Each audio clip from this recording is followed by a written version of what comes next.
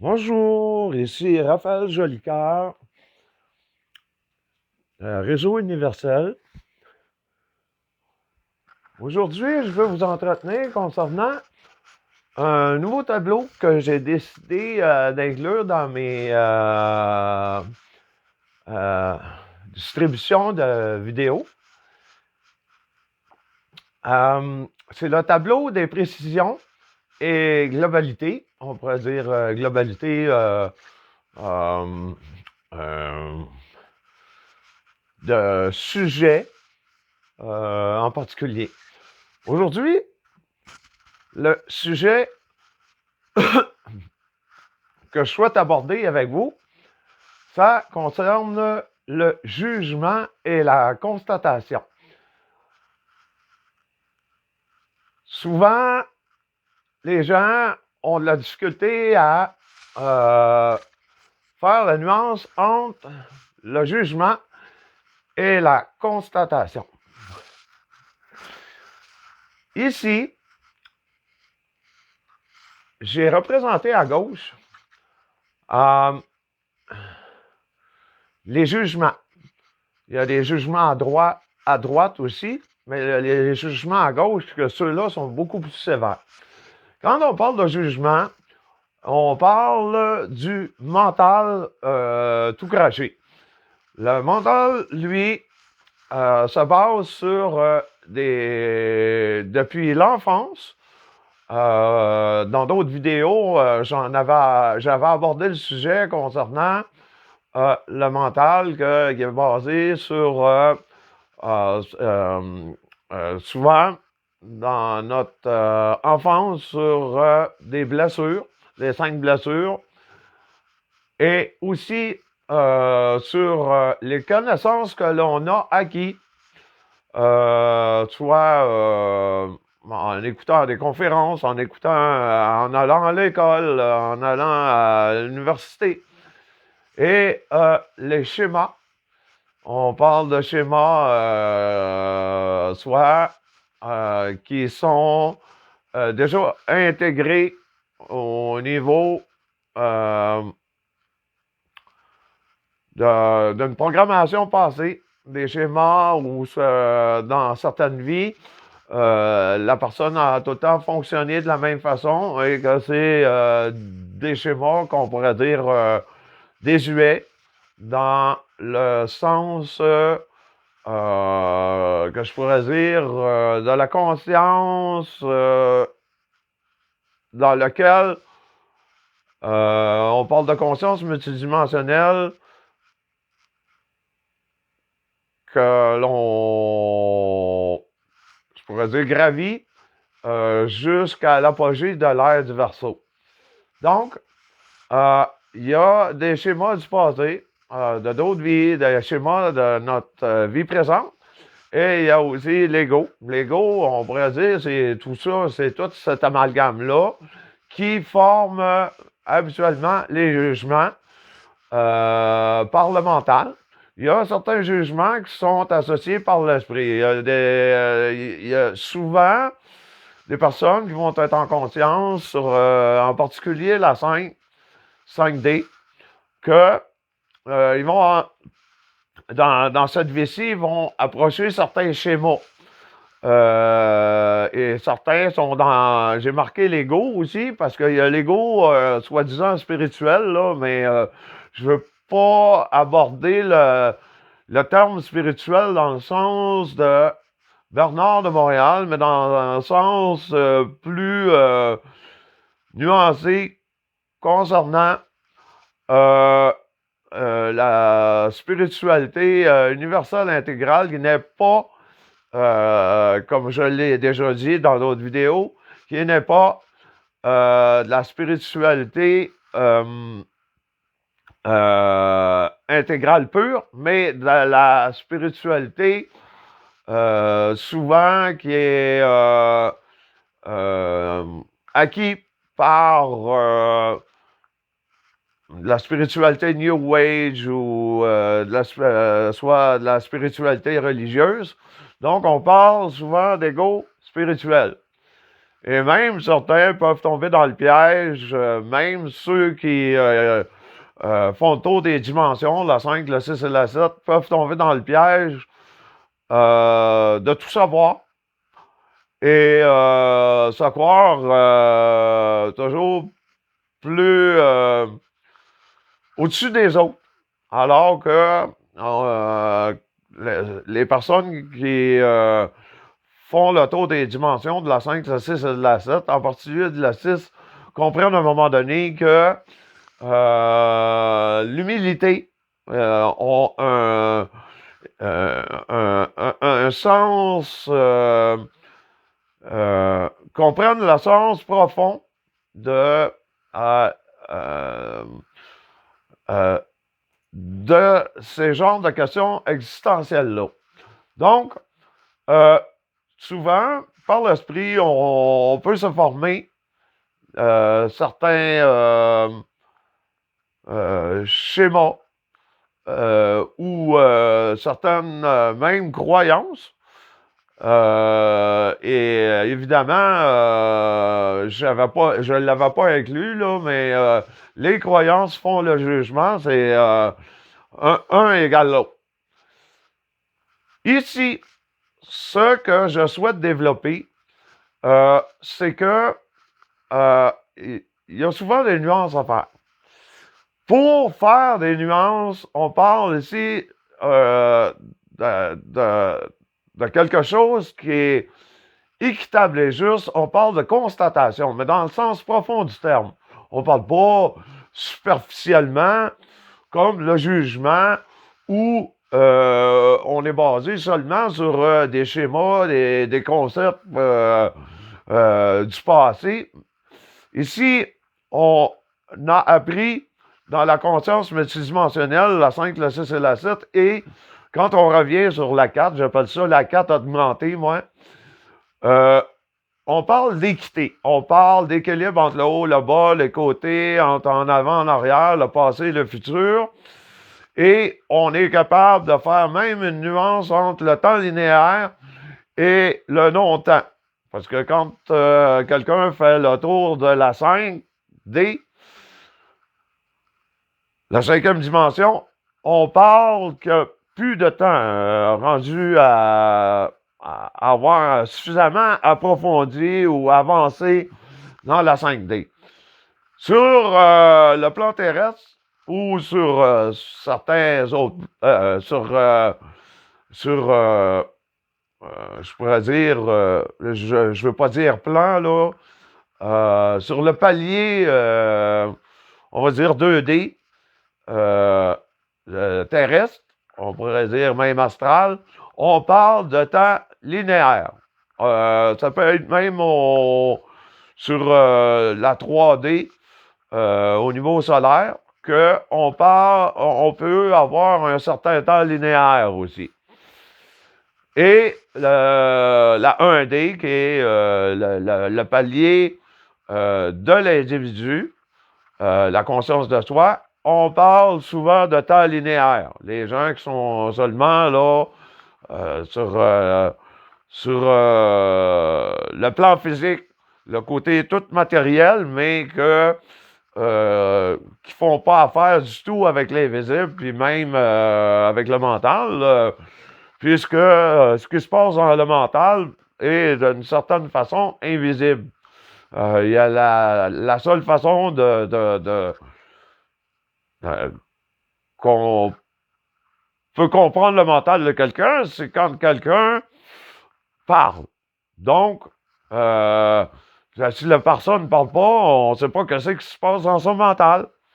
Peut-être par certains ajustements, on peut voir ce qui se passe dans son mental, mais ça prend quelque chose qui mue le mental pour le découvrir. Donc, je reviens plus au jugement, à la constatation. Ici, quand on parle d'être capable de faire de la constatation, on parle d'observation. Dans une observation qui parce que, encore une fois, il y a certains qui ne feront pas la nuance entre être capable de faire de l'observation, mais avec une certaine distance par rapport à soi-même. Quand je parle d'une observation avec une certaine distance, c'est de ne pas être complètement dans le mental, ni complètement dans l'esprit, mais faire une synthèse de tout ça pour en arriver à quelque chose de global, d'objectif, et non subjectif juste sur des cas isolés. Donc, j'y reviendrai pour ça. J'ai un très bon exemple à vous montrer pour voir la différence entre un jugement et une constatation. Ici, dans l'égalité, on parle souvent aussi de dualité. C'est soit noir ou blanc. Les gens ne font pas de nuance. C'est oui ou c'est non, ou c'est dans une situation, il est coupable ou il n'est pas coupable. On ne voit pas les nuances, on ne voit pas la zone grise. Et dans mon cycle, réseau universel, quand je parle du yin et du yang, ou quand je démontre le yin et le yang, ici, j'ai un autre point au centre. Le point au centre fait l'équité, ou l'objectivité, ou la façon juste de voir les choses avec nuance, observation et constatation profonde. Donc, les gens vont essayer d'avoir des fois de l'égalité, mais on est dans un concept de dualité quand on parle d'égalité. Soit entre le mental et l'esprit qui se confrontent, ou que les gens n'ont pas fait suffisamment le tour des dimensions, ou qu'ils n'ont pas fait du tout, mais que l'esprit, des fois, les appelle, et ils vont avoir une certaine dualité entre l'esprit et le mental. Pour ça, ben, il faut avoir fait les dimensions, en particulier la 4D, la 5D, la 6D et la 7D, assez de fond en comble pour en découvrir les bases et les lois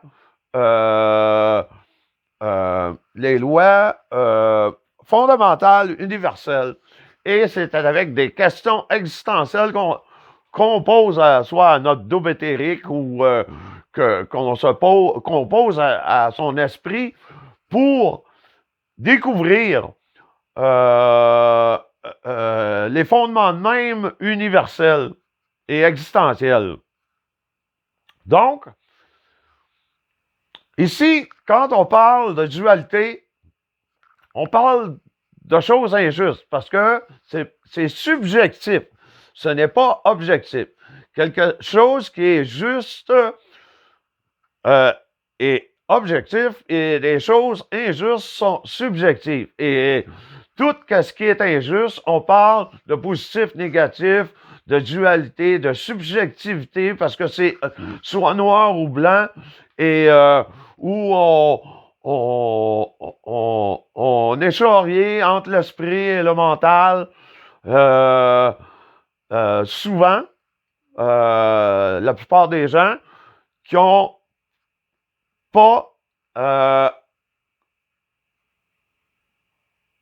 compris la cohérence des choses. Quand parle de cohérence, quand je parle de cohérence entre l'esprit et le mental. Un mental qui sera ajusté par l'esprit et un esprit ajusté par le mental. Pour ça, on se doit de faire de la métacognition du mental et de l'esprit.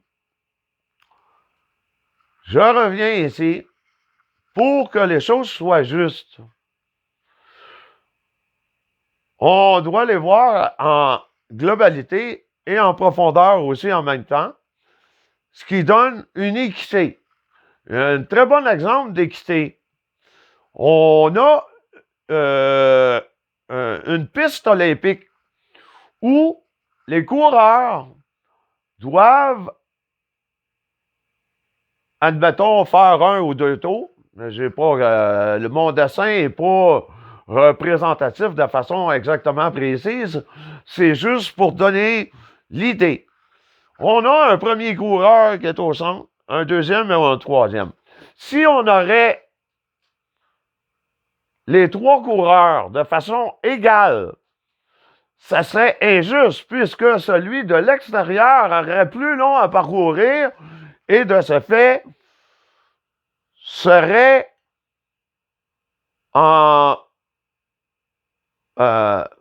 serait en position de courir plus de distance pour faire la course. Tandis que quand on voit les pistes olympiques, on sait que les coureurs plus au centre leurs lignes de départ sont plus à l'arrière pour balancer la même distance qu'ils ont à parcourir pour arriver à la fin.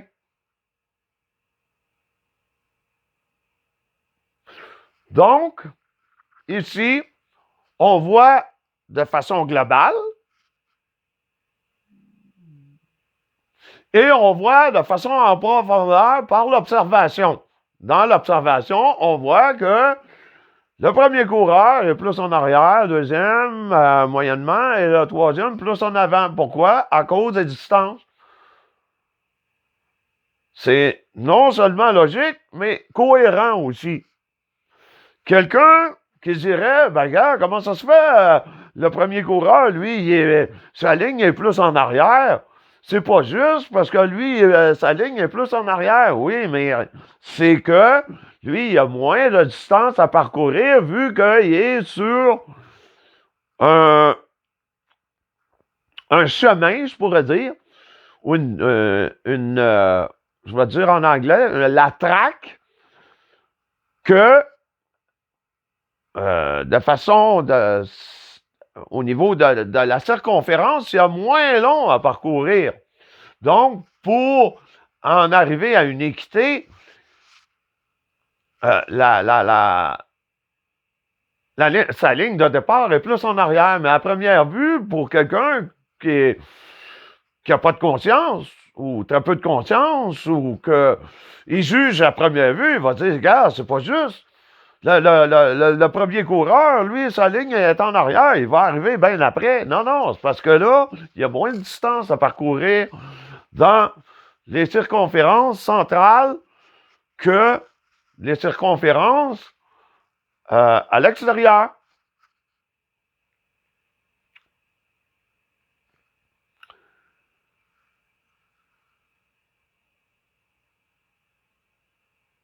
Faudrait même calculer, quelqu'un qui irait encore plus précis, quand on parle de centrifuge et centripète, il faudrait calculer l'énergie qui est déployée au niveau d'une énergie qui tourne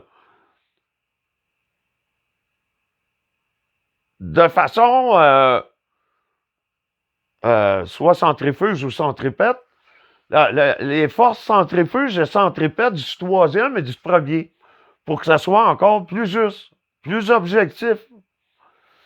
Donc, peut-être qu'on dirait, ah oui, mais le troisième coureur,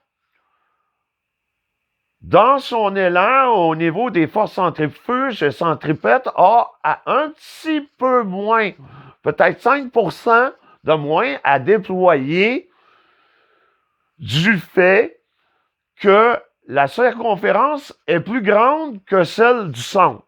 Ça serait à vérifier, là, mais j'avance quelque chose, là, mais ça serait comme, je pourrais dire,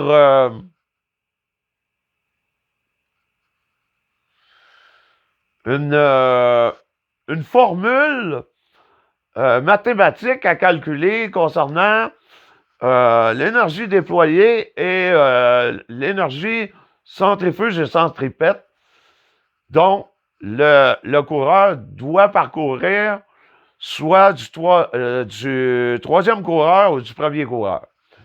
Donc, j'en reviens où ce que j'ai été. C'est quand on parle de constatation ici, on parle de voir les choses en profondeur. Vous voyez, normalement, les gens vont amener un exemple comme ça pour parler de l'équité. Mais moi, je vais encore plus loin pour parler des forces centrifuges et centripètes et aussi l'énergie déployée par les courants que peut-être le troisième, dans l'angle qui a à tourner au niveau centrifuge et centripète, admettons que le troisième coureur doit avoir un angle, quand il court de côté, un angle comme ça. Tandis que le premier, peut-être, son angle doit être un peu plus ouvert, comme ça. Donc, l'énergie n'est pas déployée de la même façon entre le premier coureur et le troisième. En tout cas, c'est ma façon de voir. Et le fait que lui, son angle est plus ouvert ou obtus du premier coureur, donc il doit déployer plus d'énergie que le troisième, que son angle est moins obtus. C'est-tu obtus? En tout cas, je ne veux pas me tromper de terme, là, mais moins ouvert, je pourrais dire. Le troisième moins ouvert, puis le premier plus ouvert. Donc, j'en reviens à tout ça. Je donne un